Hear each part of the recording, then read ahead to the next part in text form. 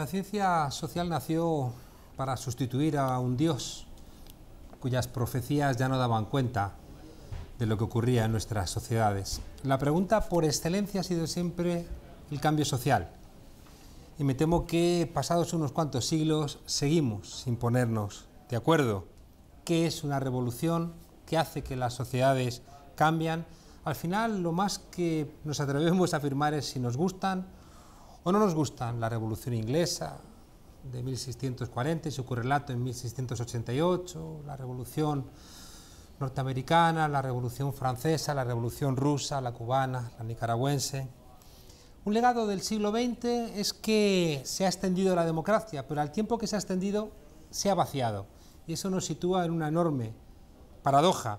La democracia impide el cambio, pero el cambio solamente puede hacerse con democracia. Y eso nos lleva a una pregunta esencial. ¿Pueden realmente unas elecciones cambiar una sociedad? Decía en una frase manida Víctor Hugo, que repitió Marx, que nada tiene más fuerza que una idea cuando le ha llegado la hora. Si realmente esa hora ha llegado, las elecciones lo que harían sería simplemente reflejar ese cambio. Pero en otra frase no menos manida nos recordó Gramsci, que en tiempos de crisis lo viejo no termina de marcharse y lo nuevo no termina de llegar. Al fin y al cabo, como siempre, si no nos corresponsabilizamos, el cambio no va a llegar. Las ideas que transforman una sociedad maduran lentamente. A veces emergen a través de conflictos que dejan huellas en las fachadas de los edificios, como ocurrió en el siglo XIX y parte del siglo XX. En el siglo XXI, los cambios tienen sello electoral. Las transformaciones vienen a veces a través de elecciones, que pueden parecer menores, pero que marcan tendencias imparables. Las evoluciones han tenido contornos diferentes, escenarios distintos, pero en los pasos dados se prefigura parte de lo que está por acontecer. Hoy, en Clave Tuerca, analizamos los procesos de cambio acontecidos en la historia que pueden explicar lo que está ocurriendo hoy en España. Pues para discutir este apasionante y complicado tema tenemos como siempre una mesa de lujo. Manuel Monereo, ¿cómo estás? Buenas noches. Muy buenas noches. Muchas gracias por acompañarnos. Tenemos con nosotros también a Augusto Zamora. ¿Cómo estás? Profesor de Relaciones Internacionales, embajador. Y de la última revolución reconocida. Y creo yo que la última revolución en el sentido total, que con la revolución sandinista se cerró el ciclo abierto por la revolución francesa. Ahora hablaremos de eso. Nos acompaña igualmente Noelia Danes del colectivo Contratiempo y del Teatro del Barrio, historiadora. Sí, historiadora, siempre lo dices, historiadora. Bueno, porque hay que hacer es lo que fe a tanto esfuerzo. Sí.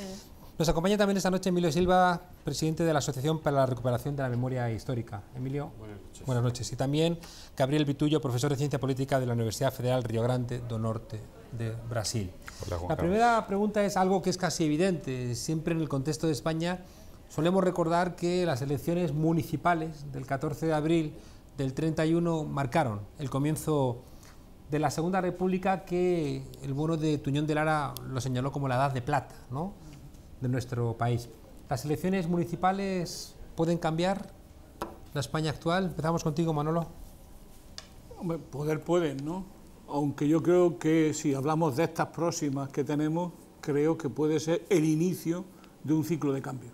O sea, mi opinión es que, como ha ocurrido otras veces en otro ciclo anterior, ahora lo que se empieza a dar en España es un ciclo de cambio que comienza por abajo, más o menos articuladamente, en la democracia local y autonómica, pero que va a tener su punto más importante en las próximas elecciones generales.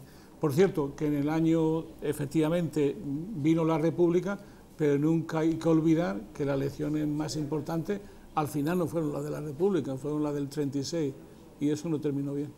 Ya.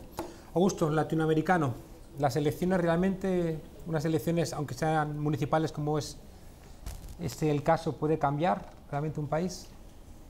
Pueden cambiar en el sentido de que permiten el acceso a fuerzas que proponen el cambio a niveles de gobierno importantes, que son los gobiernos municipales que están más directamente en contacto con la población. Pero eso depende de la calidad de los votados, porque si votan o ganan los mismos partidos, pues cambios ninguno hay, sean en municipales o sean en elecciones generales. Yo creo que lo importante son los sujetos que participan en las elecciones. Noelia. Pues yo quiero pensar que sí, que estas elecciones que se van a celebrar el domingo preludían un cambio y, bueno, pues por establecer el paralelismo que tú sugerías con lo ocurrido en el año 31, aquí se está produciendo claramente el agotamiento de un régimen que llamamos desde hace algún tiempo el régimen del 78 y que describimos con una serie de características que supongo que iremos mencionando en el transcurso del debate o la tertulia que vamos a mantener hoy. Y estas elecciones pueden ser la primera piedra que colocamos en una carretera que nos lleva a un lugar nuevo, a un sitio diferente, ¿por qué no? Emilio. Bueno, yo creo que en el caso de las elecciones de 1931 lo que había era el deseo de una conquista y ahora hay el deseo de que no haya una pérdida, ¿no? En ese sentido están casi en un sitio o en otro, pero en estas elecciones nos estamos jugando más cosas. De hecho, igual estamos hablando más de muchas otras cosas, como si fueran la primera vuelta de las generales, que realmente de los municipios, ¿no? Porque hay un sector de la población que quiere desalojar a ese régimen del 78 y a unas políticas que han llevado a desmontar las conquistas que había en este país. Y en el caso del 31, pues precisamente era aspirar a conquistas como esas, ¿no? Que en el fondo iban a transformar la sociedad. Aquí tenemos una derecha que nos quiere llevar a los santos inocentes otra vez, parece, ¿no? Y que como ya nos ha enseñado a firmar, pues ya tenemos suficiente, y lo que no queremos es evidentemente eso. Gabriel, argentino y afincado en Brasil, cuéntanos. Yo cambiaría el sujeto a la pregunta, más que las elecciones cambiar algo, creo que no son las elecciones las que cambian, sino que las elecciones expresan un cambio que se dio o se viene desarrollando en la sociedad, o sea, en qué medida las elecciones van a reflejar o no ese cambio. No lo sabemos, espero que sí. Diría que no es la primera piedra, porque ya hubo una primera piedra importante con las europeas, entonces sería una segunda piedra que prepara el camino para un cambio, esperemos, importante en el segundo semestre. O sea que, pero insisto, más que hablar de elecciones que cambian, son elecciones que expresan, que traducen un cambio, una correlación de fuerzas diferentes que se produce en la sociedad. Déjame haceros una pregunta, porque sabéis que sobre todo en muchos sectores de la izquierda caló el planteamiento de John Holloway, marxista escocés, si mal no recuerdo, afincado en Puebla, en México, que decía que había que cambiar el mundo sin tomar el poder, ¿no? Es decir, que había una asunción, sobre todo con el ejemplo zapatista, de que era imposible acceder a ese estado podrido mexicano y que por tanto había que cambiar desde fuera. Mientras que en América Latina hemos visto que el proceso ha sido otro, es decir, que ha sido desde el aparato del poder que ha sido posible empezar a hacer algunos cambios, algo que por cierto hizo el neoliberalismo. El neoliberalismo se hizo con el aparato del poder y desde el aparato del poder, desde el Estado, empezó a cambiar las cosas. ¿Creéis que el cambio tiene que tener lugar electoralmente o hay que seguir insistiendo en como algunas voces dejan oír, una horizontalidad propia del 15M? Quizá la pregunta es, ¿qué poder se tiene cuando se conquista el poder? Y yo creo que vivimos una contradicción, yo creo que muy interesante ahora, y que de la cual va a depender en gran parte el futuro nuestro, ¿no? Como está viviéndose en Grecia con Syriza, ¿no? O sea, por un lado, las fuerzas nacional populares tienen un programa de inmensas mayorías, no diré que del 99% frente al 1%, pero hay que decir que hoy una fuerza nacional popular puede perfectamente tener un programa que incluya al 70, al 80% de la población. Eso le da a las fuerzas nacionales populares una enorme dimensión de masa y voluntad de mayoría, que yo creo que no siempre se ha tenido en la izquierda. Pero en segundo lugar, una vez que llegas a los gobiernos, sean locales, municipales o autonómicos o estatal, los límites que te deja la situación para ejercer ese gobierno son muy pequeños. Entonces, a donde voy es lo siguiente, ¿no? O sea, todo gobierno en general siempre tiene un poder limitado por los poderes reales en la sociedad. El problema es que esta vez los poderes son todavía menores que en otras épocas cuando existía, entre comillas, el Estado-Nación. Hoy eso no se da en un país que es periferia de la Unión Europea, como nos pasa a nosotros. Entonces, cambio, hace falta pero sí que hemos visto, Manolo, combinar otros poderes, es decir, pero hemos visto cómo lo que le ha dado miedo a los poderes establecidos ha sido, por ejemplo, que Syriza gane el poder, o que de repente emerja una fuerza como Podemos. Pero entonces, ¿dónde aparece la dialéctica esa que tú hablabas antes? Y ahí donde aparece el aspecto negativo y el aspecto positivo de Holloway. El aspecto negativo es que yo creo que no se puede hacer política sin acceder al gobierno, pero la política no es solo el gobierno. Y a donde voy a lo siguiente, es decir, hoy tenemos que pensar los gobiernos de la izquierda, nacional populares, municipales, autonómicos y generales, como gobiernos que organicen el conflicto y que permitan un poder de la mayoría en la sociedad. Es decir, no es todo detrás del gobierno para transformar, para entendernos, sino que una gran parte del gobierno, el ejemplo que tú hablabas antes era muy bueno sobre el neoliberalismo, es construir, entre comillas, desde el gobierno, mecanismos de autoorganización popular, mecanismos de poderes sociales, porque sin eso los gobiernos van a tener muchas dificultades de implementar sus moderadísimos programas, ¿no? Augusto.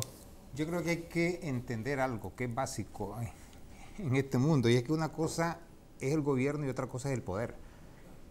Es decir, en los juegos electorales, en la gran mayoría de países que se presentan como democráticos, se rifa el gobierno, pero no se rifa el poder. Y eso lo podemos ver cuando fuerzas de izquierda acceden al gobierno, pero de repente se ven imposibilitadas de poder gobernar. El caso de Allende en Chile, por ejemplo, es un caso de referencia.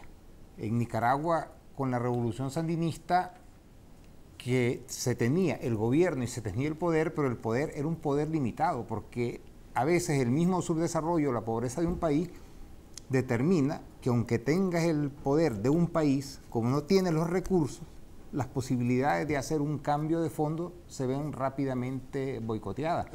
Yo, por ejemplo, y con esto termino, creo que, por ejemplo, la revolución bolchevique fue posible porque se dio en un país gigantesco como era Rusia, pero los otros intentos que se hicieron en Alemania o que se hicieron en Checoslovaquia fueron rápidamente aplastados, para imaginarnos la diferencia entre gobierno y poder.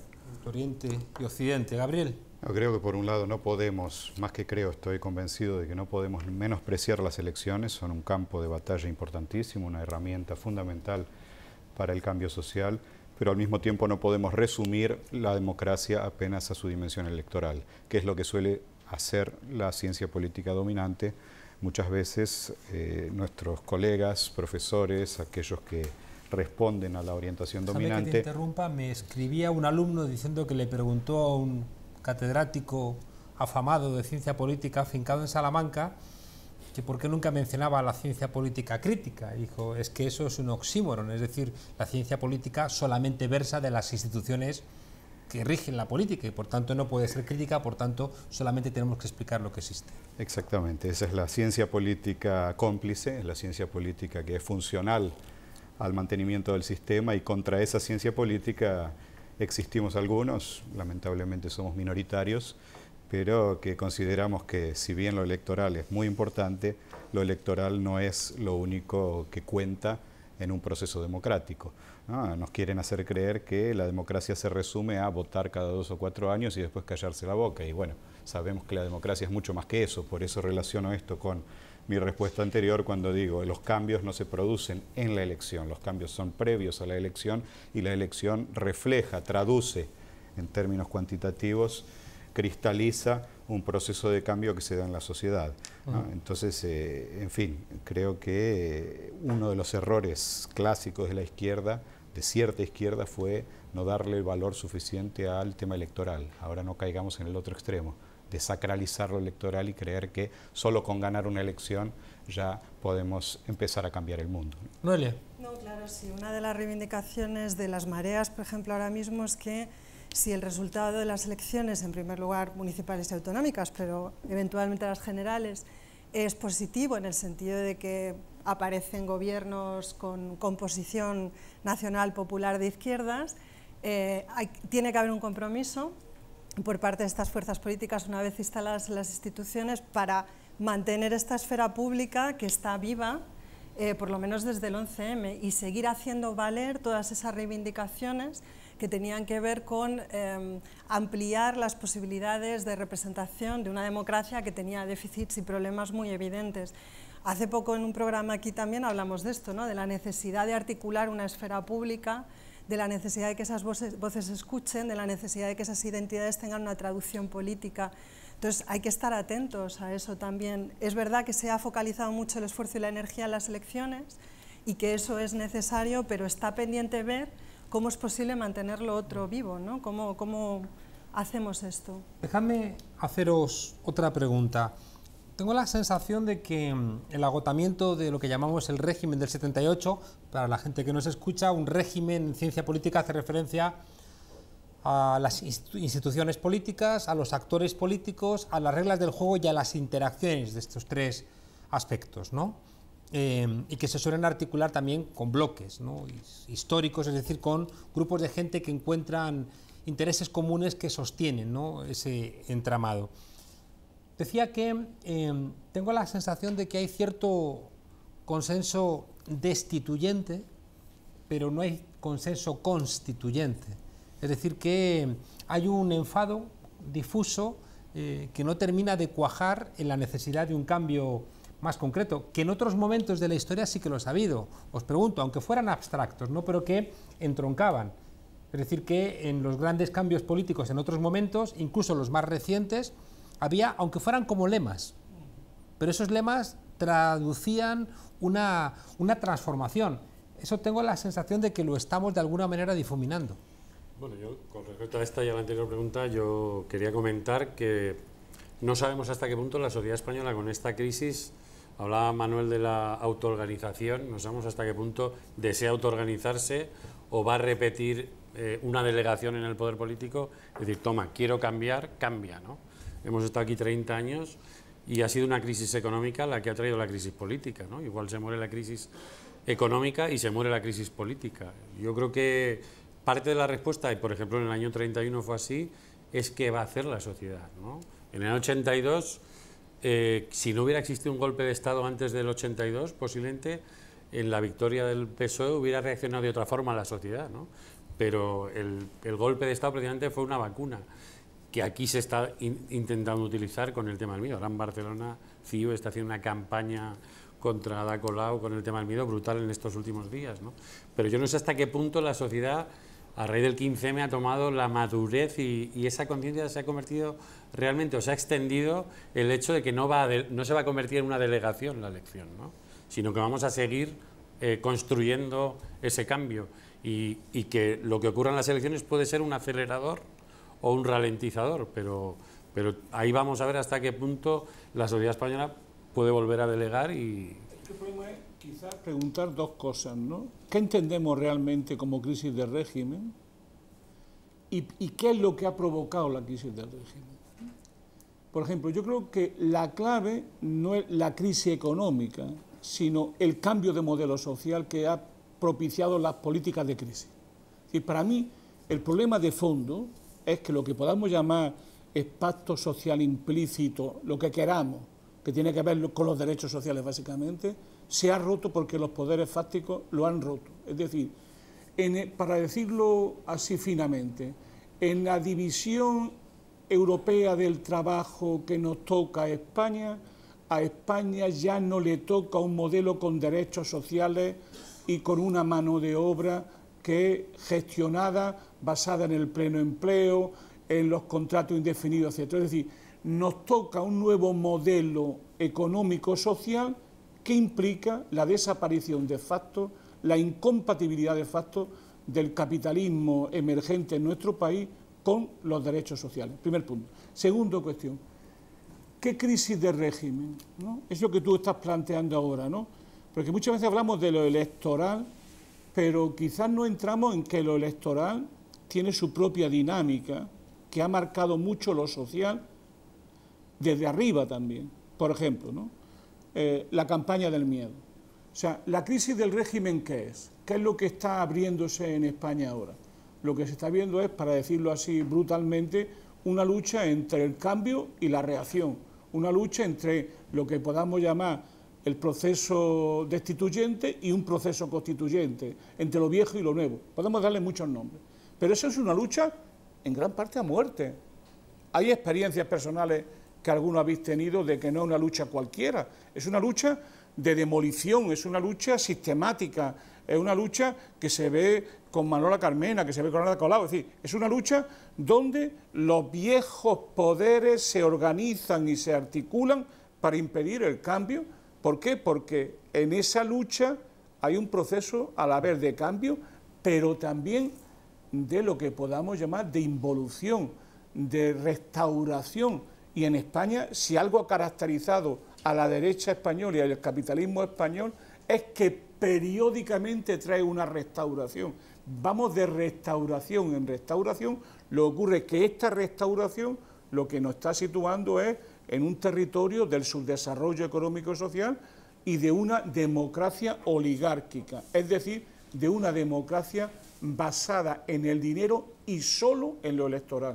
Y implico mucho, y solo en el electoral, porque lo que hemos conocido hasta ahora en la democracia de masa occidental era otra cosa. Era, como decía antes el compañero, la democracia eran grandes partidos de masa, eran grandes sindicatos de clase, era la organización de la sociedad civil en grandes fuerzas económicas, políticas y sociales. Esas cosas que ha generado la historia del movimiento obrero. Esa democracia ya no existe. Y lo que hay es una tendencia cada vez más fuerte a una democracia oligárquica que se quiere imponer. Para eso la clave es impedir el cambio y reconducir el cambio hacia un recambio que nos lleve a una restauración. De restauración en restauración hasta la restauración final, es decir, que van a regresar si nos descuidamos los reyes católicos. En fin, Gabriel. Volviendo a la pregunta central que creo que organiza este programa, hay un hecho que creo que ninguno de nosotros puede negar, y es que el domingo va a haber un cambio, o se va a expresar un cambio, que es el fin del bipartidismo. El bipartidismo no existe más. Ahora, ¿qué viene en su lugar? No sabemos. Aparentemente viene un escenario bastante fragmentado, y acá me gustaría hacer una rápida comparación con algunos casos latinoamericanos, con todo el riesgo que trae una comparación entre casos tan diferentes, pero tratando de poner el foco en la cuestión electoral. Vemos en Venezuela en el 98 una crisis terminal de un sistema que duró 40 años, el sistema del punto fijo, y la emergencia de un nuevo liderazgo y de una nueva fuerza político-social que consigue ganar con un porcentaje muy elevado el proceso electoral de aquel año, y que luego enseguida... Con una abstención del 50%, ¿eh? Pero no solo en esta, 98, no solo en esta, en todas las elecciones... La primera elección que gana Chávez, la mitad de la población no participa, es decir, que lo electoral, como venís planteando todos, inicialmente tampoco parece que satisfaga todas las ansias de cambio que tiene la ciudadanía. Por supuesto, pero como un elemento estructural, no fue solo en esa elección, sino que a lo largo de esos 40 años los índices de abstención en Venezuela eran altísimos. Que ahora se han prácticamente duplicado.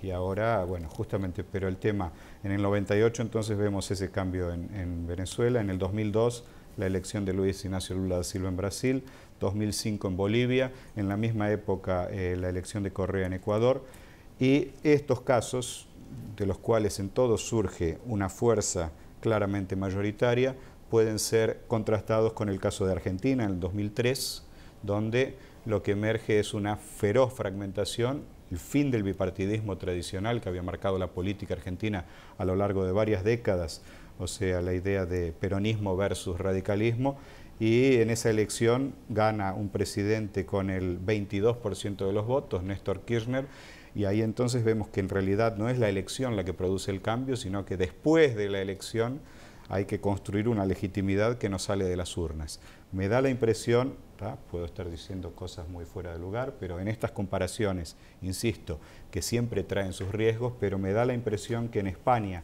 el domingo podemos llegar a ver un fenómeno en alguna medida parecido. ¿Por qué? Porque los partidos tradicionales van a tener una pérdida de votos fenomenal, algunas encuestas dicen que el Partido Popular perderá la mitad de sus votos, el PSOE más o menos lo mismo, y por tanto esos votos irán a algún lugar. Bueno, ahí vemos la emergencia de Podemos y vemos también la emergencia de nuevas experiencias que la derecha viene creando, aquello que algunos podemos llamar los Podemos de derecha, las malas copias, Ciudadanos por ejemplo, que tratan de ocupar el lugar vacío que dejan los partidos tradicionales de la derecha. ¿Tá? Pero entonces lo que quiero decir, resumiendo, es que aquí vemos un escenario de gran fragmentación que en alguna medida se puede asemejar a lo que ocurrió en Argentina en el 2003, con una gran ventaja en el caso español, y es que esta es una elección, podemos verla como un ensayo general para la elección del segundo semestre, donde ahí sí se va a jugar el juego grande que puede definir el futuro de España e incluso de Europa para los próximos años. ¿Augusto? Yo quisiera retroceder un poco en el tiempo y recordar que el modelo de sociedad que se establece en Europa Occidental es un modelo que nace dentro de los cánones de la Guerra Fría. Y la sociedad de bienestar que se llama en Europa Occidental es el modelo que se quiere oponer al modelo de sociedad comunista que la Unión Soviética logra imponer después de la Segunda Guerra Mundial. Al desaparecer la Unión Soviética, el único superpotencia de la historia que se suicida, ya no hay en la Europa Occidental la presión que imponía la Unión Soviética para mantener el modelo de sociedad de bienestar. Y es cuando viene la gran ofensiva de lo que se llama neoliberalismo, que es el fundamentalismo económico para recuperar en grupos privilegiados amplias cuotas económicas que se habían dado al Estado para que el Estado fuera el redistribuidor de riqueza, fuera el fin en España de los grandes monopolios estatales como tabacalera, etcétera, que pasa a manos privadas. Y esto tiene una repercusión enorme que muchas veces no se analiza, y es que un Estado sin poder económico es un Estado sin poder. El modelo de privatización que impulsa el binomio Reagan-Thatcher en los años 80 apunta a vaciar al Estado de contenido para dejarlo en lo que Marx llamaba un comité... Contenidos sociales, de contenido, claro, para montar una guerra tardan 15 días. Claro, pero es que la guerra tiene un enorme contenido económico, sobre todo en Estados Unidos, donde el complejo militar industrial devora cada año 500.000, 600.000 millones de dólares, que se dice rápido. ¿Sabe? Entonces, cuando desaparece la Unión Soviética, aquí en Europa, como en otras partes, dice, esta es la nuestra para recuperar lo que antes se nos ha quitado. Yo ahora recuerdo, por ejemplo, el caso de la empresa Renault, que para mí es como muy representativo. Renault es una gran empresa privada de la familia Renault, colabora con los nazis, la nacionaliza. Después de la Segunda Guerra Mundial se convierte en los 90 en la mayor productora de automóviles, de vehículos automotores de Europa, siendo estatal, y después la privatizan sin necesidad ninguna. Era devolver y seguir vaciando al Estado. Por eso es que yo refería la diferencia entre gobierno y poder. Porque claro, aquí, ¿qué se va a disputar en unas elecciones? Un Estado hueco, porque los Estados sin poder económico no son capaces de cumplir un aspecto fundamental de los derechos humanos, que son los derechos económicos, sociales y culturales. Y la pugna va, en la crisis del régimen viene precisamente cuando el Estado de bienestar desaparece y es sustituido por un Estado oligárquico. Yo estoy ahora, acabo de terminar un prólogo para un libro, que es un libro excelente, sobre el grupo Bilderberg y el grupo y la Comisión Trilateral. Eso que tú quieres decir era justamente el elemento fundamental de la ingobernabilidad de la democracia, que era la gran contraofensiva. Se puede fechar perfectamente la contraofensiva neoliberal con ese informe. Y ese informe, ¿qué es lo que venía a decir? Que la sobrecarga de los estados estaba liquidando el potencial de esos estados en un sentido, entre comillas, liberal democrático, y que se estaba politizando la sociedad y la economía. ¿Qué es lo que aconsejó? Pues ir desmontando el Estado e ir cediendo los poderes económicos para demostrarle a la población que el Estado no lo podía todo. Pero siguiendo con lo que decía Gaby, me interesa mucho por la comparativa, ¿no? Si rizamos un poco el rizo de lo que tú acabas de decir también, podemos pensar que hay dos modos de ver la izquierda latinoamericana. Las situaciones donde se produce una crisis de régimen y en las situaciones que no se produce una crisis de régimen. Eso hace dos izquierdas totalmente diferentes. ¿Por qué? Porque, y el ejemplo está en Argentina, que fue una cosa intermedia, ¿no? Que es que se vayan todos de la Argentina, al final no hubo, por lo que tú muy bien has dicho, una capacidad de traducir la lucha social en un cambio de régimen. Ahí se estancó y entonces siempre aparece un peronista para resolver los problemas. En el resto de los estados, por ejemplo, en Uruguay o por ejemplo en Brasil, ahí no hay crisis de régimen. También las enormes dificultades para, desde el propio régimen, cambiar la situación. Pero en Venezuela, en Ecuador y en Bolivia, lo que hace el movimiento social es llegar al gobierno para desde el gobierno cambiar de régimen. Y eso lo hace en un proceso constituyente.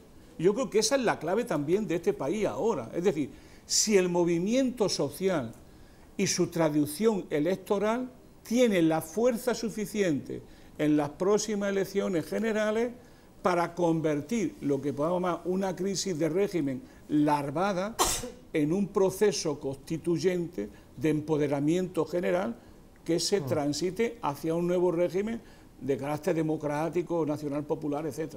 Y ahí es donde había que recuperar lo que decíamos bien Augusto que no teníamos, que son justamente los poderes económicos.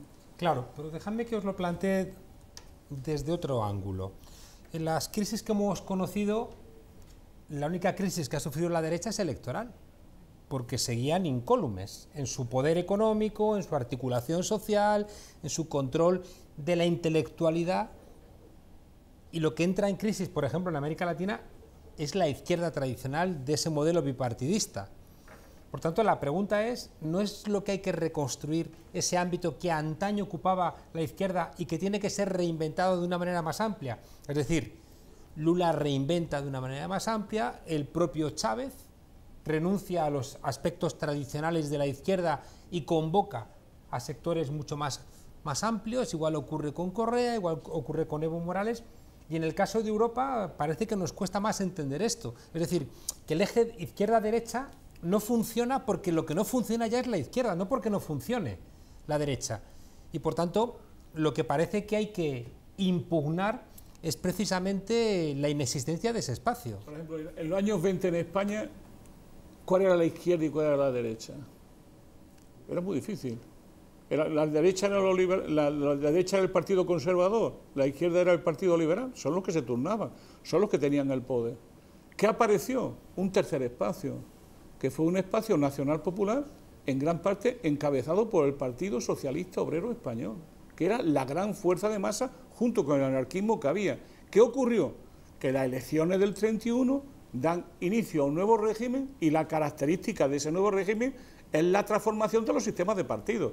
Ya con un nuevo régimen hay un nuevo sistema de partidos y ahí ya no juegan ningún papel los partidos tradicionales. Es un poco lo que está ocurriendo ahora. Cuando no se entiende muy bien, desde una visión yo creo que esclerótica, que la contradicción izquierda-derecha ya no funciona como identidad y elección en un sentido muy general, lo estamos viendo ahora en la campaña electoral, ¿no? Cuando llega la campaña electoral, 2 días, la última semana, el Partido Socialista Obrero Español, en todo el Estado español, sus dirigentes dicen siempre lo mismo, que como soy de Izquierda Unida, ha sido matador siempre. Reagrupar el voto de toda la izquierda en el Partido Socialista. Ni un voto se puede perder y la vida es así. El único que puede ganar al PP es el Partido Socialista. Joderos todos los demás y tenéis que votarme a mí. Eso es lo que está cambiando en el país. Pero claro, eso no se va a hacer diciendo todos somos de izquierda o somos la verdadera izquierda, sino generando un nuevo juego, una nueva centralidad, un cambio y desde ese cambio un nuevo espacio político que impugne el espacio tradicional donde está también la izquierda tradicional. Noelia. Yo es que me estoy desbordada por los temas que estamos tratando, porque vamos de un lado a otro, ya no sé si estoy en la Guerra Fría, en la República. Es verdad que es fácil establecer un paralelismo con la República, pero también es fácil incurrir en algunos errores de interpretación que nos hacen ver lo que está sucediendo de una manera incompleta y entender la República de una manera excesivamente retrospectiva. Me refiero al advenimiento de la República a partir de las elecciones municipales de abril del 31. En ese caso, el agotamiento del turno es muy anterior al advenimiento de la República. O sea, el turno está agotado para fin de siglo y hay varios ensayos en la primera década y media del siglo XX de asestarle el golpe definitivo a una monarquía que hace valer un sistema que es un sistema oligárquico, y básicamente eso es lo que se denuncia. Pero el agotamiento del turno precede mucho el advenimiento de la República. La República llega... El turno es Primo de Rivera en 1923 dando un golpe de Estado. Es el que agota el turno y liquida el régimen. Ya después de eso, fíjate si no estaba tan agotado el turno, que la monarquía, para salvar el turno y la restauración, da un golpe de Estado que era para intentar que el cambio no viniese desde ahí, sino viniese desde como era la dictadura fascista en toda parte, ¿no? Claro, pero... Entonces, cuando eso se agota, aparece la República, ya no hay otro, porque quien se carga el régimen es el propio rey. Sí. Que digo, lo que te estoy dando la razón, no te la estoy quitando. No, sí, yo te entiendo. Te estoy dando la razón, no te la quito. Lo que digo es que la dictadura de Primo de Rivera pues son unos años en los que lo que se intenta es mantener el turno, lo que pasa es que es violentándolo, es decir, la lógica del turno, claro. la oligarquía en el poder, básicamente. Entonces, la República llega por razones distintas, pero llega porque hay una coalición de fuerzas que lo único en lo que están de acuerdo es en que la monarquía ya no sirve para satisfacer las demandas de una sociedad que parece estar pidiendo otro tipo de cosas, que no se sabe exactamente qué son, pero son cosas nuevas y diferentes. Como dice Gaby, ¿no? Es que la sociedad estaba cambiando y ya eso no representaba lo que era la sociedad real. Claro, pero yo, si me dejáis un momento, porque sí. Yo, bueno, lo de la distinción entre gobierno y poder y tal, sí, pero parafraseando a Azaña, en uno de estos textos famosísimos de España dejó de ser católica, Azaña decía, España dejó de ser católica y ahora lo que hay que hacer es un Estado que dé cuenta de eso. Y para eso tenemos la legislación y tenemos el gobierno de lo cotidiano. Entonces yo también querría reivindicar ahora que existe el gobierno de lo cotidiano, que es verdad que ha habido un vaciamiento de poder económico en las instituciones del Estado, pero que las instituciones siguen teniendo poder y capacidad de transformación y que desde el ámbito municipal y autonómico en este país hay mucho por hacer. Déjame plantearos otro tema que creo que es muy relevante. Citabas a Azaña, hay que citar el de Lenda Est Monarquía, ¿no?, de Ortega, es decir, los intelectuales antes del 14 de abril del 31 estaban certificando de alguna manera esos anhelos populares, le estaban poniendo lugar y fecha, ¿no? Pacto de San Sebastián, posibilidad de un cambio de régimen, un anhelo, ¿no?, que prometía terminar con el aislamiento de España. La pregunta que os hago ahora, y en esas elecciones del domingo, ¿dónde coño están los intelectuales? Porque me vais a perdonar, pero yo sigo sin verlos. Es decir, me parece tan fascinante que un personaje como Esperanza Aguirre pueda tener la cara dura de presentarse a las elecciones y hacer estas afirmaciones que hace. Me parece tan impresionante que Cristina Cifuentes se pueda presentar a las elecciones como si viniese del extranjero y no hubiera sido desde su tierna infancia, por cierto, cobrando en negro, una funcionaria del Partido Popular. ¿Cómo puede esta gente salir viva políticamente de cualquier rueda de prensa? ¿Y dónde están los intelectuales que debieran haber construido como intolerable la presencia de personajes tocados de esta manera y señalados de esta manera como incumplidores de las reglas básicas de la democracia, se puedan presentar a unas elecciones y no ocurra nada? ¿Los intelectuales dónde están, Emilio? Hombre, muchos están debajo de los escombros del régimen, ¿no?, tratando de seguir flotando después de lo que vaya a ocurrir este año. Hay mucha gente que ¿Te refieres a los que invitan a Nueva York?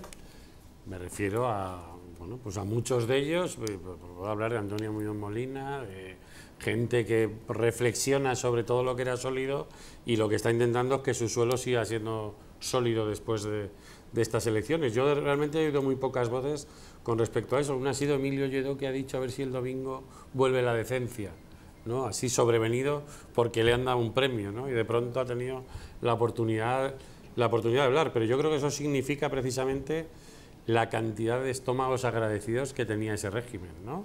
Y deben estar todavía haciendo la digestión de los miles de canapés que se han comido los intelectuales españoles en estos 30 años. Entonces ahora esas voces, o voces que no deberían haber vivido en el carril central de ese régimen, pues alguna podría estar diciendo algo, ¿no? Pero realmente hay una mezcla de que no tienen igual oportunidad de hablar, y yo creo que también un cierto aturdimiento, ¿no? Porque hay mucha gente que no hace una lectura de a dónde va a ir esto, ¿no? O muchos de ellos están lejos de estos nuevos movimientos, y al final pues los intelectuales están intentando salvar UPyD, ¿no? Como fue el caso que trajo Rosa Díez a Bernardo Savater a Madrid, a ver si hacía algo, algún hechizo para resucitarlo, pero yo creo que es el gran problema de este país y del maestro en el erial. Aquí nos arrasaron y nunca hemos dejado de estar arrasados realmente, salvo en unos pequeños márgenes, ¿no? Y eso no ha vuelto, muchos están en el extranjero, ¿no? Y podríamos hasta plantear si estas elecciones van a tener sufragio universal, porque hay decenas y decenas de miles de personas que no van a poder votar, ¿no? Pero leía cifras de 1.700.000 personas, 1.700.000 personas que el Partido Popular está impidiendo que puedan ejercer su derecho constitucional al voto, porque claro, es el Partido Popular el que los ha expulsado y presupone que no van a votar por esa formación política. Augusto. Mira, yo no me sorprende en absoluto de la ausencia de los intelectuales. Recuerdo un libro de John Kenneth Galbraith que tituló La cultura de la satisfacción, la cultura de los satisfechos. De repente, pues a partir de los 60, en Europa Occidental, el régimen se dedica a atiborrar literalmente la cultura de prebendas. Y recuerdo en El tercer hombre, que el guión lo escribió Graham Greene, que él contaba que en Italia, en el Renacimiento, pues han habido asesinatos, guerras, destrucción, pero había producido Leonardo da Vinci, Miguel Ángel, no sé qué, y que en Suiza en 700 años pues había habido paz y concordia y que solo habían producido relojes cucú, ¿sabe? Y Europa, yo en lo que veo retrospectivamente, creo que la última generación de intelectuales como tal fue la que se conoció como los existencialistas, y el resto ya ha sido una cultura de satisfechos, de bestseller y poco más. Y aquí no hay realmente ninguna figura que pueda tener la dimensión de Kierkegaard o de Sartre o de... Ya, tampoco nos engañemos, o sea... Es que seguramente todo está emergiendo de nuevo. Es decir, yo creo que lo que está habiendo es también una pugna entre lo que podemos llamar los intelectuales tradicionales y los nuevos intelectuales orgánicos, que expresarán y expresan una nueva relación entre la intelectualidad crítica y el movimiento nacional popular. Y digo esto por lo siguiente, que tiene mucho que ver con ahora, ¿no?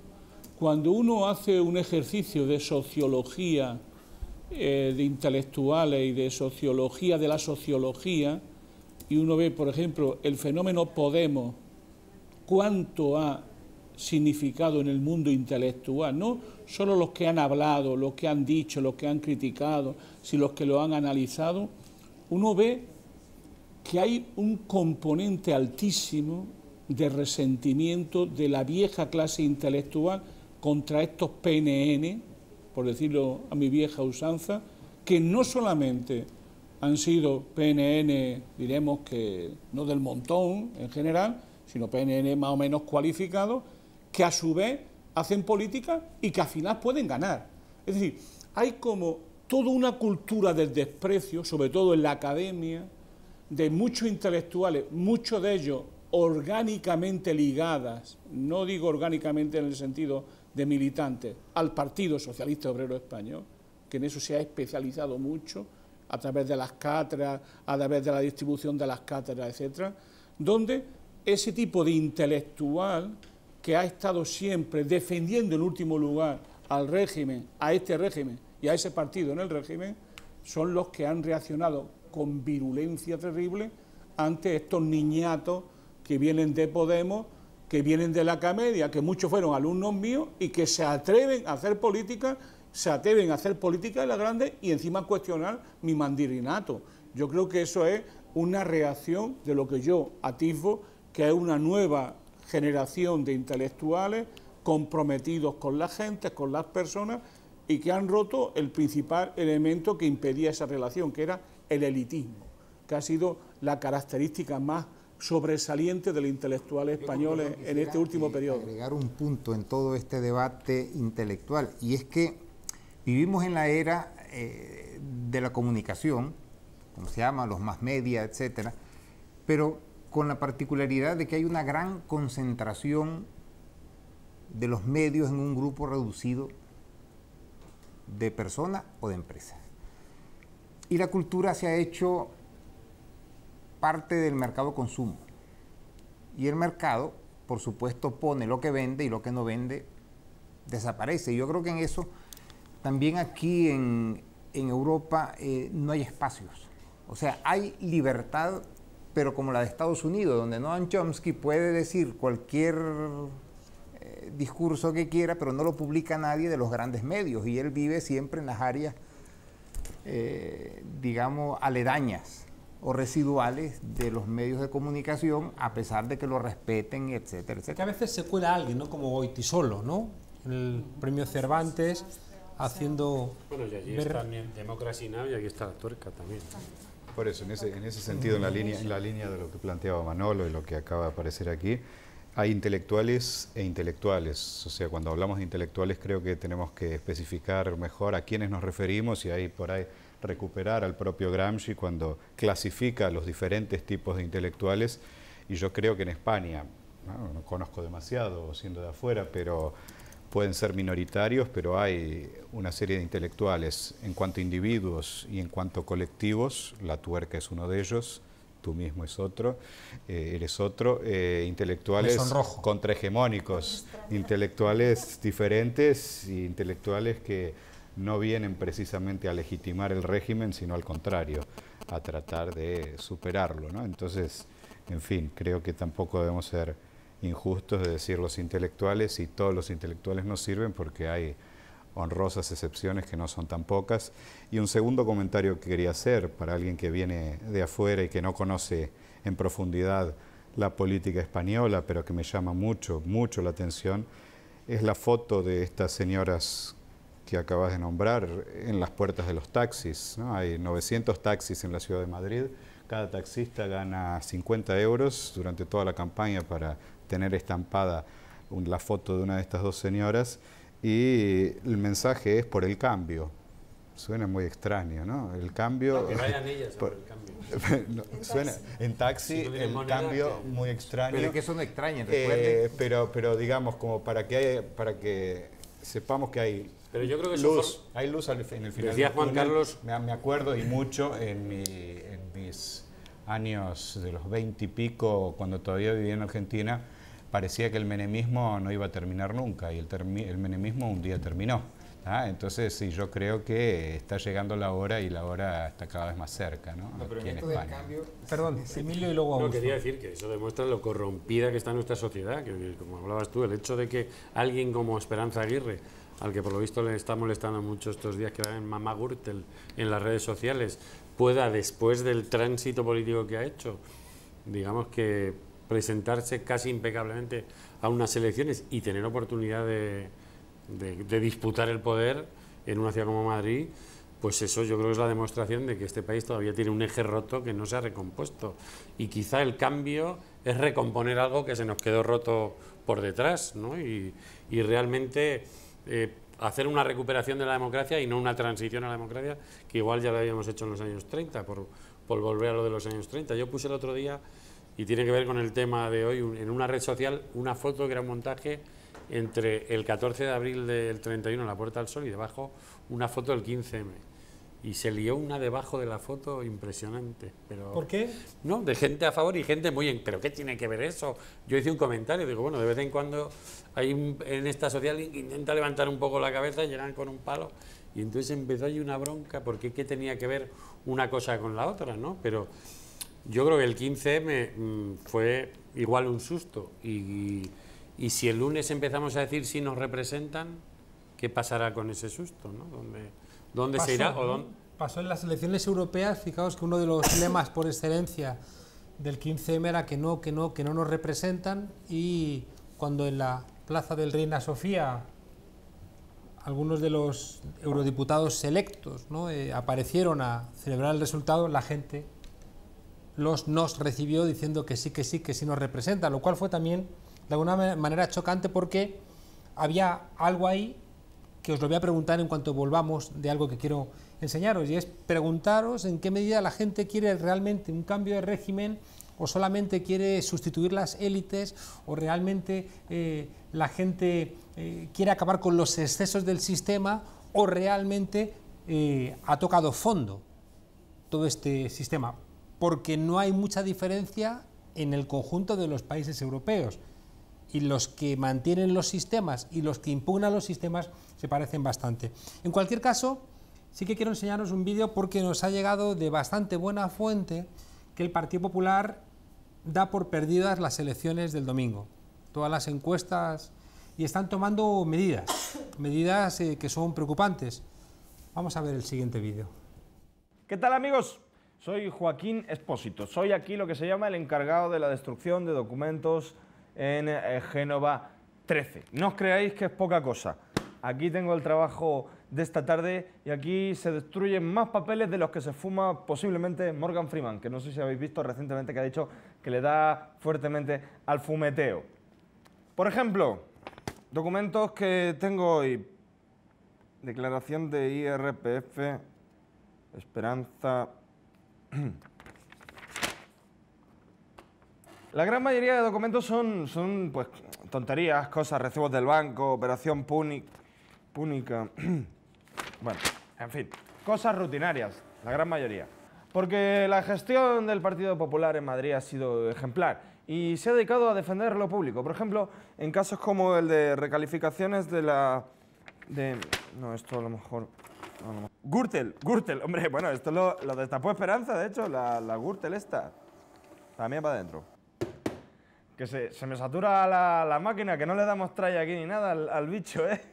Hombre, yo entré en el PPA a trabajar, no a que me tuvieran todo el día destruyendo documentos. Yo no sabía que se destruían tantos documentos aquí. ¿Cuántas cosas hay para meter aquí en la máquina esta? Que no acabo. Yo llevo 15 años ya con el tema, ¿eh? 18 horas al día, 32 días al mes.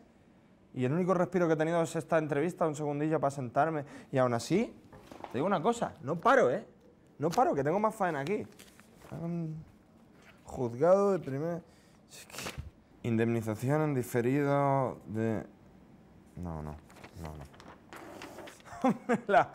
La hoja de afiliación de rato, ¿eh? Esto también me da a mí que... Hasta luego, compañero.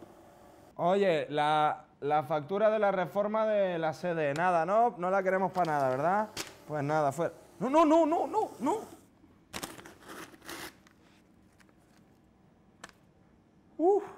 Hoja de afiliación, Albert Rivera, no me...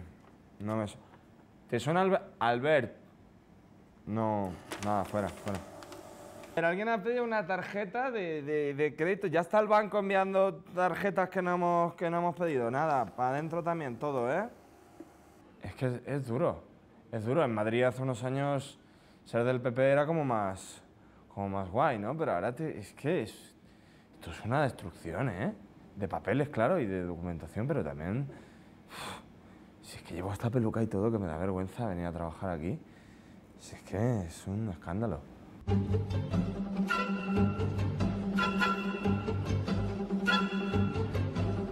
Bueno, muchas gracias por la visita. Yo voy a seguir aquí trabajando en la destrucción de cosas que a lo mejor en campaña no interesa mucho que aparezcan, ¿eh? Hasta luego. Chao.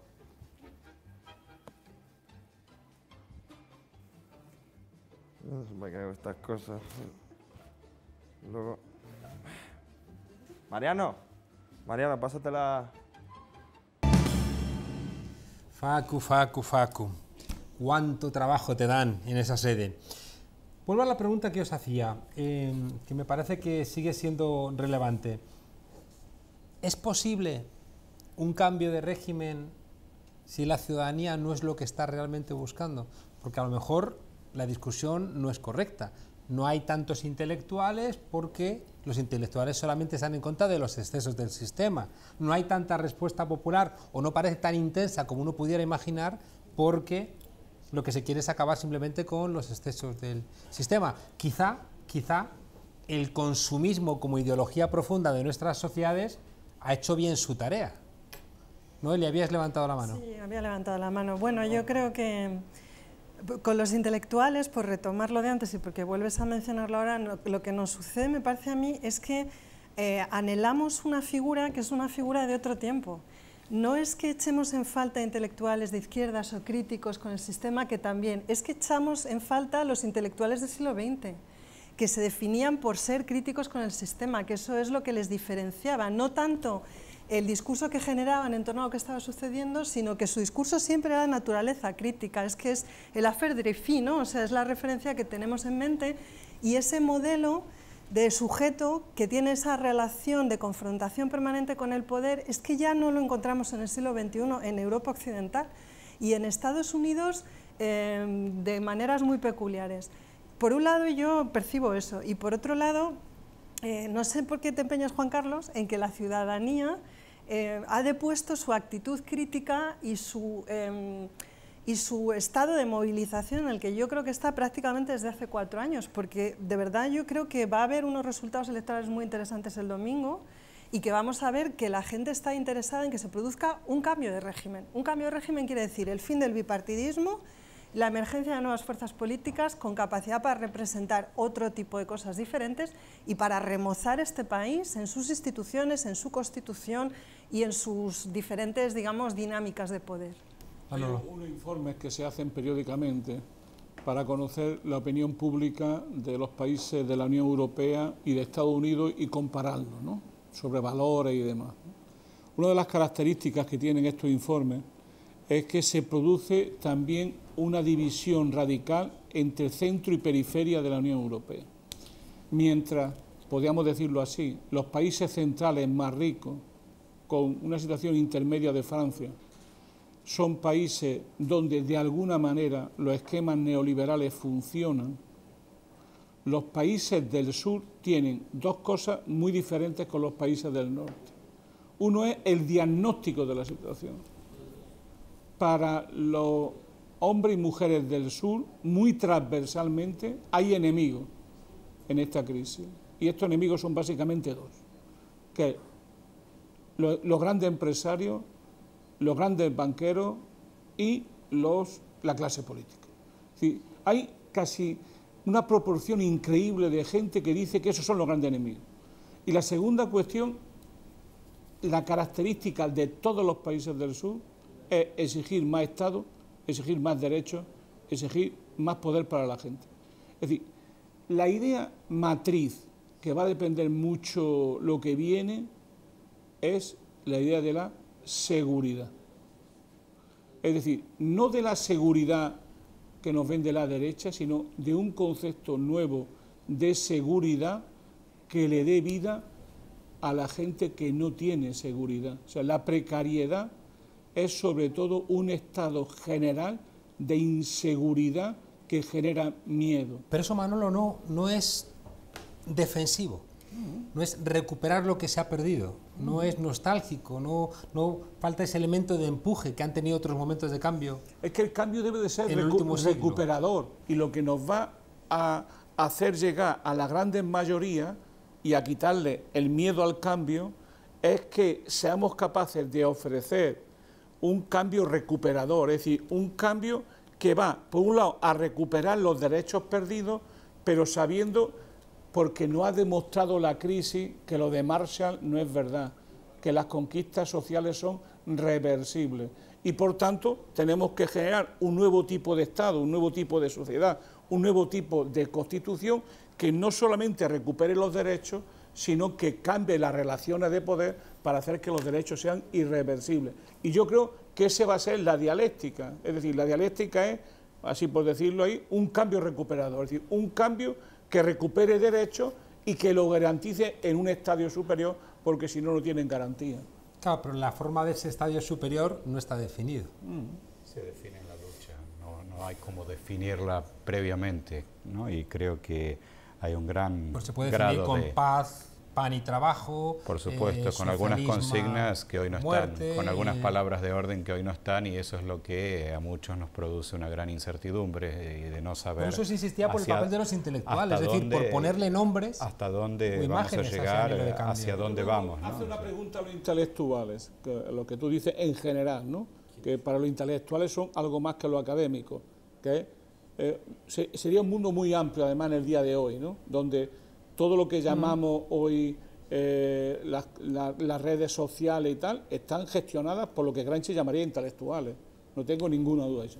Pero si hacemos esa pregunta, verás que si metes la idea siguiente, proceso constituyente, sí o no, en ese momento se caen todos los palos del sombraje de la mayoría de los intelectuales. Es decir, la idea de volver a, partiendo de la Constitución del 78, ir a un proceso constituyente donde se definan nuevas relaciones entre la gente y el poder, entre el poder económico y el poder político, las relaciones de España con Europa, etcétera, etcétera, eso es de una radicalidad, cuando al fin y al cabo lo que está ocurriendo es que esos mismos intelectuales que consideran esto radical, cuando no algo peor, no tienen ningún problema en ser acríticos cuando se está deconstruyendo la propia Constitución del 78 y estamos en un proceso de cambio de régimen, pero sin proceso constituyente. Claro, por eso te decía, Manolo, que hay un elemento destituyente donde se apunta mucha gente, pero el elemento constituyente que te reclama más, yo creo que está por construir y es donde tenemos que hacer hincapié. Pero yo quisiera llamar la atención sobre algo, es que la Constitución del 78 se aprobó cuando España era técnicamente un país independiente, de un gobierno que dependía únicamente de sus votantes. Pero ahora ya uno no sabe quién gobierna España, si desde la Moncloa o desde Bruselas. ¿Ya? Bueno, entonces tampoco estaba muy claro quién la gobernaba. No, es que ahora hay un proceso de integración europea del que forma España. No estamos hablando de poderes fácticos, nada, sino de un conglomerado de tratados. Nomás hay que ver un libro sobre derecho comunitario y es así. Y de repente, pues, los gobiernos que forman parte de la Unión Europea tienen que ceñirse a las directrices que manda de Bruselas, y si Bruselas dice hay que privatizar todas las empresas, todo el mundo va a privatizar. Y si quieren hacer tal medida económica, pues de Bruselas dicen eso va contra los tratados que ha firmado. Perdona, Augusto, pero fíjate que el país que más se está llevando contra las cuerdas al régimen europeo, que es Grecia, ha vuelto a las esencias diciendo, si llegamos a un lugar de no retorno, elecciones, y que el pueblo, de alguna manera, se convierta en el poder constituyente, porque ahí el pueblo va a decir, quiero vivir de esta manera frente a la troika o frente a los poderes europeos, o asumo. Es que a ese punto es el que quiero lo llegar. que me mandan. A ese punto por eso es constituyente, Augusto. Es que es constituyente, porque aquí no hemos tocado un punto medular, y es la situación, relación de España con el entorno de compromisos internacionales que tienen, que va desde la troika hasta la OTAN. Porque tampoco olvidemos que este país se ha visto involucrado entre guerras. Porque aquí se ha hecho un binomio perverso en que para ingresar a la Unión Europea hay que ingresar a la OTAN, pero la OTAN la manda Estados Unidos y Bruselas la manda Alemania.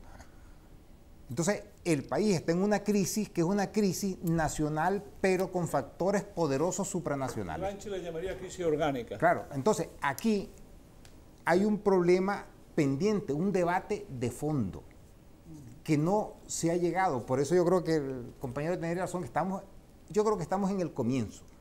La necesidad de cambio se percibe tan profundamente en el ambiente que hasta el PP habla de cambio. Y eso me retrotrae a mí en la década de los 30 del siglo pasado, donde la fuerza del socialismo y el prestigio del socialismo era tan grande que cuando Hitler funda su partido, lo llama Partido Nacional Socialista, aunque era profundamente antisocialista. Obrero alemán. ¿Ya? Entonces, aquí el debate está comenzando. Si alguien piensa que es de otra manera, no acaba de ver el conjunto, porque el mundo está en un proceso de cambio impresionante. Que aquí muchas veces no se ve porque los medios de comunicación no lo reflejan. ¿Ya? Y entonces España tiene que resolver. Brevemente, perdona Manolo, Gabriel, Emilio y Manolo. Sí, dos observaciones rápidas. Mencionabas el caso de Grecia. En el caso de Grecia, ¿cuáles son las banderas principales con las cuales Syriza gana? Vamos a recuperar derechos, ¿no? Vamos a volver a poner a Grecia de pie. El tema es que esa búsqueda de derechos está obligando a Grecia a ir más allá, ¿ah? Porque esa búsqueda de derechos, en la medida en que los banqueros alemanes, la Troika, no le permiten a Grecia ni siquiera recuperar modestamente los derechos más básicos del pueblo griego, se plantea esto que vos mismo mencionabas, que, bueno, vamos a tener que llamar nuevamente elecciones para que el pueblo griego decida, vamos a seguir en Europa, salimos del euro, ¿qué hacemos? O sea, un proceso constituyente. En este sentido, hay reformas que pueden llevarnos a caminos por ahí no imaginados al principio, pero nos pueden llevar bastante lejos. Ahora, por otro lado, ¿tá? Un tema que mencionabas varias veces en tus preguntas, el tema de los intelectuales. Si ampliamos el concepto de intelectuales, podemos incluir a los partidos. ¿Qué dicen los partidos hoy? ¿Cuáles son las banderas de cambio?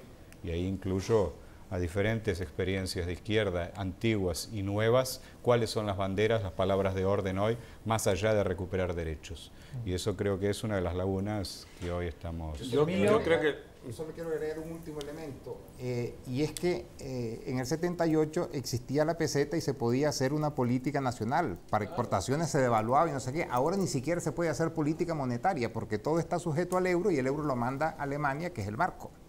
Emilio. Bueno, yo creo que la crisis no ha llegado a construir todo el conflicto que yo creo que sería necesario para llegar a esa exigencia. Solo hay que ver el paro juvenil que hay en España y ver el conflicto que provocan esos jóvenes para manifestar que tienen algún tipo de choque con la realidad, ¿no? Mientras haya WhatsApp y un poco más, aquí hay miles y miles de jóvenes que no van a trabajar en 10 años, no van a saber lo que es un trabajo en 10 años, no van a saber lo que es irse de casa de sus padres en 10 años y no tienen ningún tipo de conflicto, ¿no? Entonces yo creo que la crisis, y eso es una victoria quizás del franquismo, que es esa desconexión que no ha hecho, que el 15 me hizo así como una pequeña eclosión politizadora, pero yo creo que no ha llegado a esos sectores donde realmente funcionaría como una mecha, ¿no? Que es ese hecho, por ejemplo, eso de los cientos de miles de jóvenes que no tienen ningún conflicto político con esta realidad, ¿no? Y el deterioro, digamos, que ha causado la crisis no ha llegado hasta ahí, por cuestiones familiares, por abuelos que usan sus pensiones, por la cultura familiar que hay en España y que no hay en otros países, ¿no? Que les expulsarían de casa y búscate la vida. Yo creo que ahí hay tantos colchones que no se ha conseguido politizar a esa gente, ¿no? Que realmente yo creo que sería parte de lo que... Y en el caso de Grecia, yo estuve en las elecciones, ahí sí había un conflicto mucho más claro con la Troika, con la Unión Europea, de sectores conservadores y progresistas, es decir, despertó un nacionalismo, ¿no? Vinculado a Syriza, que es que vienen estos aquí a invadirnos con sus políticas. Aquí yo creo que eso no existe realmente. También porque aquí eso sí donde se nota mucho el peso de la transición, ¿no? La cultura del consenso ligada a la Unión Europea, ¿no? Eso ha sido tremendo. Eso ha generado unos obstáculos ideológicos tremendos para entender esta crisis. Pero siguiendo con esto de Grecia, ¿no? Es Zapatero, ¿no? Es un poco lo siguiente, ¿no? Con muchos los desafíos históricos, ¿no? Del movimiento obrero de la izquierda y cuando se fracasan los desafíos históricos, ¿no? Zapatero estaba esperando, era su cumpleaños y estaba Fernández Ordóñez escribiéndole una carta con Trichet. Esa carta yo la he perseguido durante años, salió en el libro de Zapatero. Esa carta fue, lo podríamos decir, chantaje a un pueblo. Es decir, o haces lo que te digo o arruino a tu país porque la deuda española la dejo caer y te mueres. Entonces, en ese momento, la reacción del gobierno español, de un hombre que venía de la izquierda y que tiene detrás el San Benito de socialista, la reacción fue aceptar el trágala, que luego dedica medio libro a justificarlo, pero la pregunta es, ¿qué hubiese ocurrido para la solvencia y la regeneración de nuestra democracia si Zapatero hubiese dicho... Convoca un referéndum. Convoca un referéndum y lo abre. Yo estoy convencido que eso hubiese significado un cambio en la democracia española fundamental y en la Unión Europea, porque no es lo mismo ser español que ser griego, digo, por las dimensiones del país y también por nuestra deuda. Nosotros debemos mucho más que los griegos y entonces tendríamos mucha defensa. Pero digo de que cuando ahora se pide el voto y se dice voy a defender los derechos sociales, voy a arreglar las cosas y tal, y lo dice el Partido Socialista, y dice, bueno, que ustedes tuvieron una oportunidad de oro de estar todos con ustedes hasta el final, que es luchar por la soberanía de este país, por los derechos sociales y no aceptar el chantaje de Michael Corleone Trichet. Ya, ¿También lo querías plantear algo? yo digo que eso hubiera sido un chantaje a un pueblo desobediente, pero precisamente la cultura de este país hace que seamos una sociedad totalmente obediente y además que aceptemos numerosos jefes, da igual que estén en Bruselas o que estén aquí, somos un país Pero mismo, desgraciadamente en la OTAN muy demostramos sumiso. que no éramos tan obedientes y en la lucha por la paz pero cuando demostramos alguien que en la no OTAN somos tan dijo obedientes, por ¿eh? aquí, No, y por ejemplo no. eso afectó mucho a mi generación, Pero quería acabó siendo por aquí. fijaos, que sí que es cierto que esa polarización, esa politización que generó el debate de la OTAN permitió una reconstrucción de las fuerzas políticas porque nace ahí Izquierda Unida, ¿no? Inicialmente con un adelantamiento a su tiempo muy espectacular, ¿no? Que después fue vaciándose. Quiero haceros una última pregunta, porque nos tenemos que marchar. En todo el análisis que hemos venido haciendo de América Latina, parece que la respuesta siempre tiene que venir de los intersticios del sistema, cuando no directamente de fuera del sistema, y que de alguna manera te la juegas, ¿no?, en mantener ese equilibrio que te obliga a presentarte a las elecciones, porque como decíamos al comienzo, ya no hay cambio fuera de lo electoral, pero lo electoral termina por impedir el cambio, y eso nos sitúa de alguna manera en una tensión que algunas fuerzas políticas yo creo que lo tenían muy claro, ¿no?, en su expresión, ¿no? Es decir, mantener siempre esa tensión entre lo que me obliga, tengo que ser un partido, no tengo más remedio, pero quiero mantener esa pata fuera que es la que politiza, porque es la que realmente va a permitir transformar nuestro país. Os pido una reflexión de 1 minuto a cada uno para despedirnos. Augusto. Yo quisiera comentar algo. Pierdes tu minuto, ¿eh?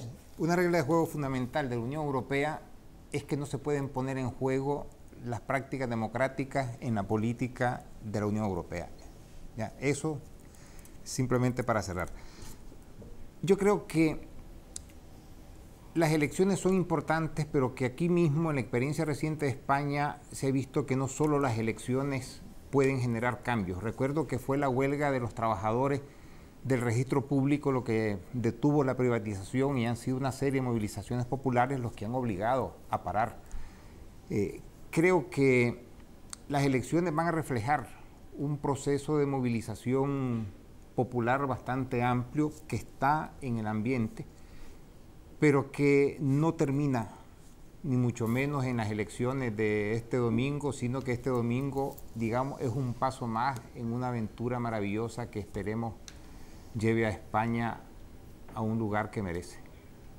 Gracias. Gabriel. Quería volver a América Latina, creo que nos ofrece varios ejemplos muy valiosos, muy ricos, para imaginar futuros posibles para el caso español y para otros casos del sur de Europa.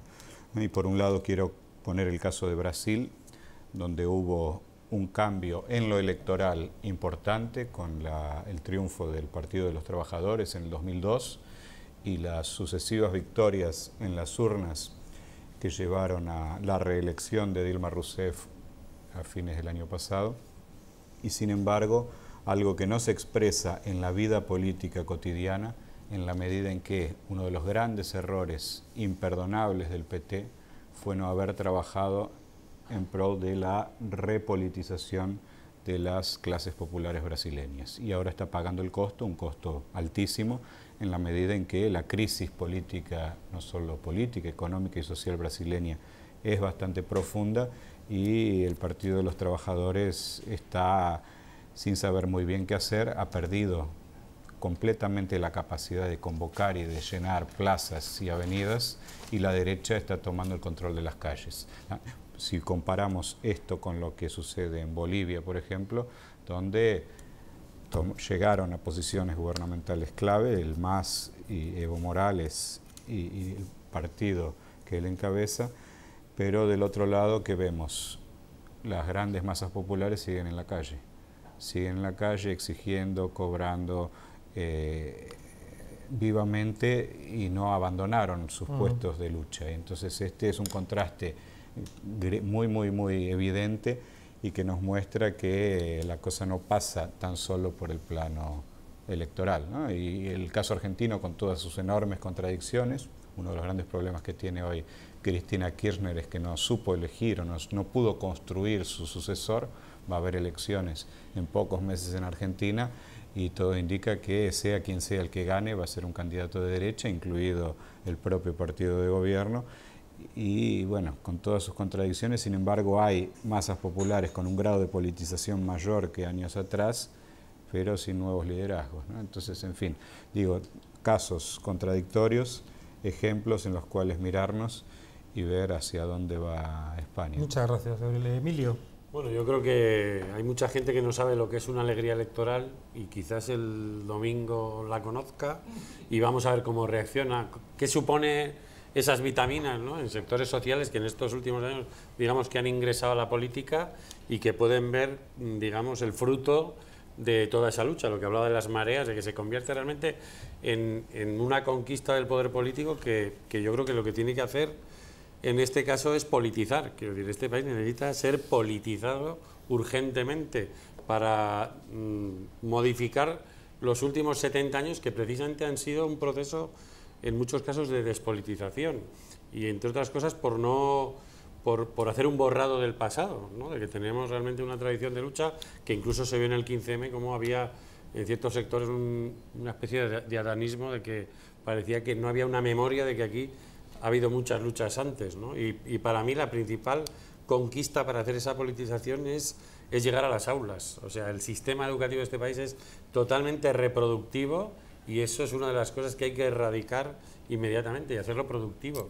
Que la universidad, esos intelectuales por los que nos preguntamos, que a veces se ven sometidos a reproducir para poder estar ahí, ¿no?, pues acabar con ese sistema y que realmente construyamos una meritocracia. Yo creo que el régimen, como muchos de los imperios, ha caído por la endogamia. Como se están cayendo imperios mediáticos en este país que realmente han sufrido una cultura de la endogamia brutal, ¿no? Y lo vemos en las listas de dónde están los Aznar, de dónde están los Aguirre, etcétera, etcétera.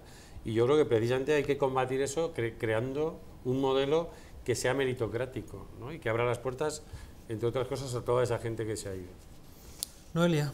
No, yo creo que con el 15M la ciudadanía en España cobró conciencia de que era necesario salir de una situación de minoría de edad y de tutela que venía muy inducida por dos creencias aceptadas acríticamente. Una de ellas es que Europa a lo mejor que nos había pasado, esta especie de furor europeísta que hay en este país y que no encontramos en otros países del entorno, y la otra es la confianza ciega en la democracia, que siempre se ha señalado como un valor de la ciudadanía española, pero la democracia entendida de una manera muy restringida y vista básicamente como instituciones.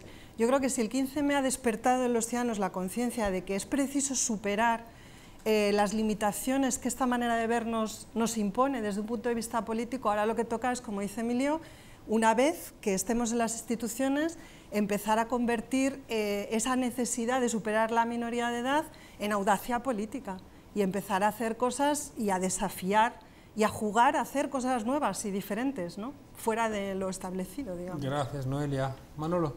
Yo creo que en esta cosa, como en tantas otras, Santa Teresa de Jesús, llevaba toda la razón, ¿no? Creo que hay que estar en el mundo, pero sin ser de él.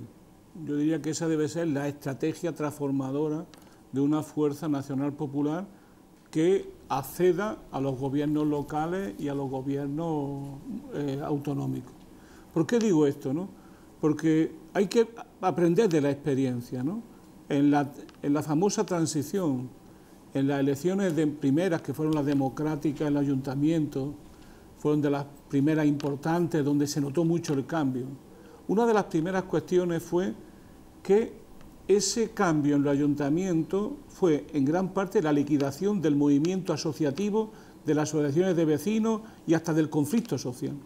Es decir, una de las cuestiones que ocurrió fue que podía decirse así: bueno, si ya estamos en el ayuntamiento, ¿por qué tenemos que trabajar en las asociaciones de vecinos? Si ya estamos en el ayuntamiento, pues tenemos que trabajar para gestionar bien. Pero ya que estamos gestionando bien, ¿para qué? No nos hace falta ni el partido ni el sindicato. Y al final todo era el alcalde. Y que jugábamos al alcalde, que tenía el gran protagonismo de esta historia. Estoy pintando con caricatura. ¿A dónde voy ahora, no? Yo creo que la clave de Bóveda en un proceso como este, a medio y a largo plazo, donde lo que hay es a una salida democrático-popular a la crisis del régimen, la clave es gobernar de una manera que promueva poderes sociales y una dialéctica entre poderes sociales y gobierno. Es decir, se trata, como diría Alberto Obré en el METI, de organizar un buen conflicto. O sea, la clave es valorizar que el conflicto es muy positivo, que el conflicto es muy importante, que tiene que haber una dialéctica conflictual entre la sociedad civil organizada y los propios gestores, y que gestionar para transformar es que haya buena gestión y una mayor presencia de la sociedad civil. Y luego un punto, no me gusta mucho la palabra empleada así, utópico, ¿no? Es decir, yo creo que cuando muchas veces entramos en este momento tan complicado, ¿no?, y se habla de cuestiones ideológicas, el tener un punto de vista anticapitalista y socialista tiene mucha importancia a mi juicio. Es decir, no porque yo crea que eso es lo que está al orden del día hoy, sino porque estoy muy convencido que si eso no lo tienes cuando gestionas y sabes que esto es una larga marcha, como decía el viejo Ruy Dusque, ¿no?, a través de las instituciones, esa larga marcha debe de tener una dialéctica de decir, no solo es esto, queremos ir más lejos, más transformación, una sociedad más justa, más igualitaria, más democrática, una democracia sustancial, ¿no? Yo creo que ahí está un poco de la clave de lo que viene, desde el enorme optimismo que comparto con todos ustedes, de que esto puede ser el inicio de una gran amistad. Sabéis vosotros que en la versión china de la película Casablanca, al final, en vez de decir este es el comienzo de una hermosa amistad, los traductores chinos pusieron este es el comienzo de una nueva célula antifascista. Son esas cosas que tenían los chinos. Cree el cervatillo que es libre porque no está en una jaula, pero está cercado por los muros que han cerrado el bosque. Seguramente, si saliera fuera, tendría miedo, pero solamente fuera es donde el cervatillo sería libre. Este domingo seguro que nos vamos a atrever a romper con esos muros que nos han constreñido en un espacio donde creíamos que éramos libres, pero en el fondo no lo éramos.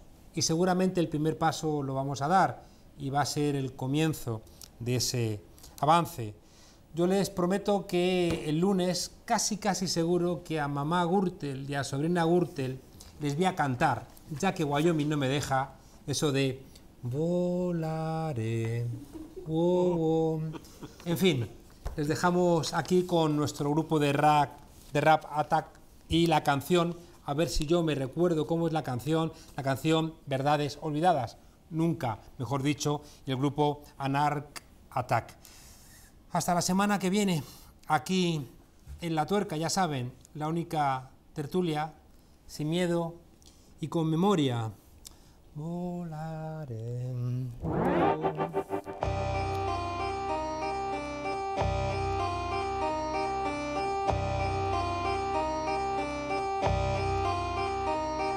No te fíes de este viejo, tiene trucos olvidados. Traigo tierra en un puño de mi vida en el barranco. 666 en una mano, haz que rueden estos dados como un viejo borracho encima de un escenario. Soy pirata en un corsario, mi estilo es legendario. Directo del esta radio, traigo el estilo del barrio. Hijo contestatario contra los autoritarios que gobiernan este mundo y nos convierten en esclavos. Esclavos de un horario, de un trabajo, de un salario. Esclavos de los bancos y el sistema hipotecario. Esclavos de la deuda, la bolsa y los mercados. De políticos corruptos que roban al ciudadano.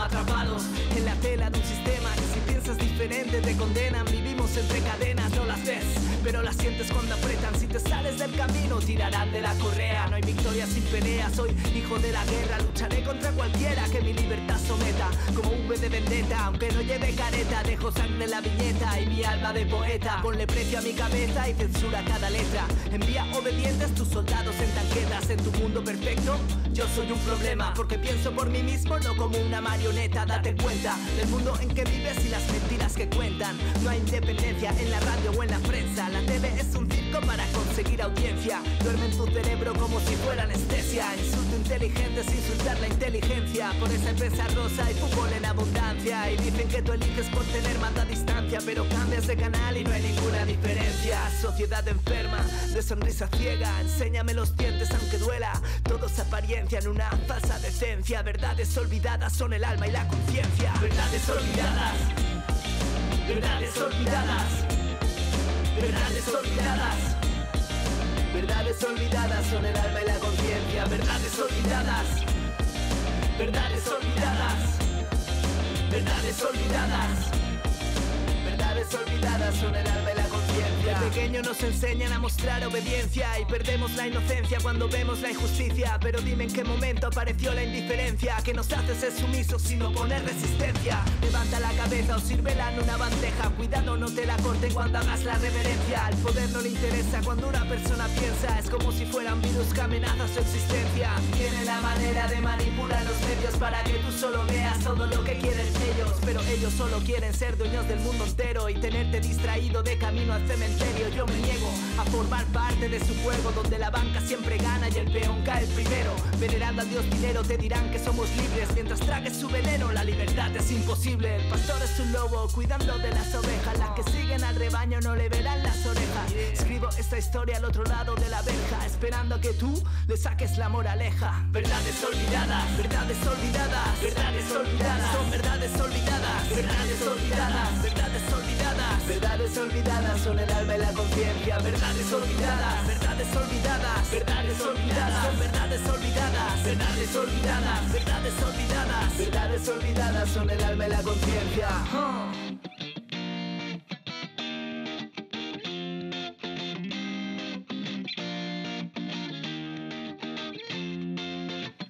Prefiero tener la conciencia tranquila que estar tranquilo por mi inconsciencia, ¿ok?